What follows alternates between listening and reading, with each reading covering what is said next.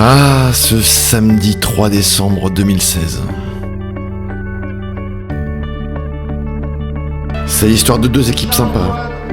La locale, qui voudrait bien remporter le titre pour son public.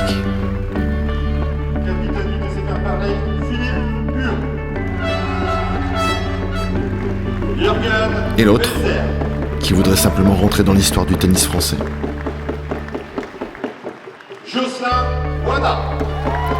C'est l'histoire d'un joueur d'expérience face à l'insouciance de la jeunesse. J'ai essayé de faire mon match assez sérieusement. Je me suis appuyé sur mes points forts. Et puis voilà, j'ai essayé de faire ce que je faisais. Je ne me suis pas forcément soucié trop de lui. Et puis j'ai très bien servi et j'ai pas eu de balle de break à sauver. Donc c'était un bon match. C'est l'histoire de deux anciennes gloires du tennis mondial redescendues au classement, mais qui rêvent de retoucher les étoiles encore une fois. Oui, je pense que c'est une équipe très sympa et on joue ensemble. Et peut-être on n'était pas le favori pour gagner cette année, mais on a joué ensemble et on a lutté ensemble.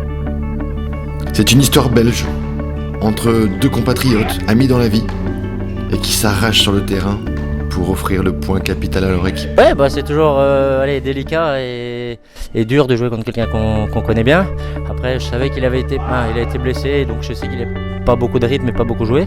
Mais après, c'est des matchs, je sais qu'il peut très très bien jouer, donc j'ai fait mon match. Un peu dur au premier, mais c'est vrai qu'après, quand je me suis mis dedans, j'avais avoué un peu tendu au début. Et après, j'ai fait un très bon deuxième set, donc ça s'est bien déroulé. C'est l'histoire d'une page qui se tourne, avec à gauche le passé, à droite le futur, et au milieu, la sérénité. C'est l'histoire d'un gamin du club, qui, devenu avocat, livre ici sa dernière plaidoirie. C'est l'histoire de deux nouvelles recrues, propulsées en numéro 1. L'un est considéré par ses pairs comme un gladiateur, et l'autre vient d'atteindre le top 100 pour la première fois de sa carrière.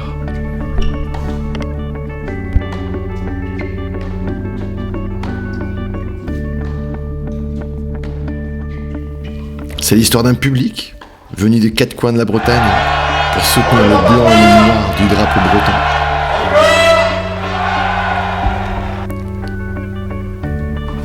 C'est l'histoire d'un match complètement fou qui se termine après les doubles à 3 partout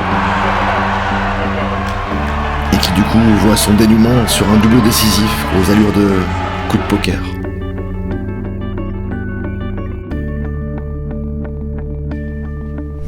C'est une histoire de déception, de joie.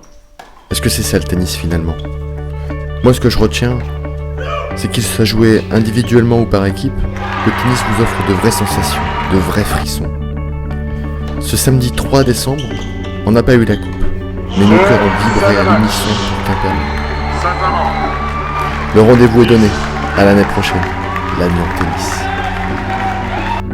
L'équipe championne de France 2017,